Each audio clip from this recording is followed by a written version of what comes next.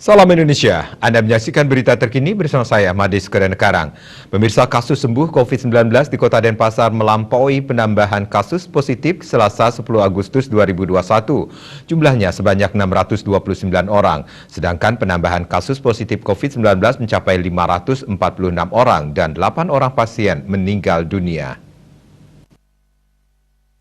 Juru bicara Satgas Penanganan COVID-19 Kota Denpasar Idewo Gederai mengatakan dari 546 orang yang dinyatakan positif, 328 orang belum mengikuti vaksinasi COVID-19.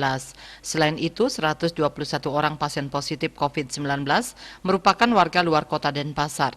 Ber-KTP Badung sebanyak 5 orang, KTP Bangli 14 orang, KTP Buleleng 15 orang, KTP Gianyar 3 orang, KTP Jembrane 4 orang, KTP Klungkung 1 orang, KTP Tabanan 10 orang, WNA 1 orang, dan KTP luar Bali sebanyak 62 orang. Kondisi ini menggambarkan bahwa tantangan penanganan pandemi COVID-19 di Kota Denpasar dengan tipe masyarakat yang heterogen diperlukan kerjasama berbagai pihak dan seluruh lapisan masyarakat. Masyarakat harus terus waspada dan disiplin prokes serta mentaati aturan saat penerapan PPKM level 4. Dikatakan secara kumulatif, kasus positif di Kota Denpasar tercatat 30.408 kasus, angka kesembuhan pasien COVID-19 mencapai 24.173 orang atau 79,50%, meninggal dunia 581 orang atau 1,91%, dan kasus aktif yang masih dalam perawatan sebanyak 5.654 orang atau 18,59%. Pihaknya mengajak seluruh masyarakat selalu waspada dan tidak lengah atas perkembangan kasus saat ini.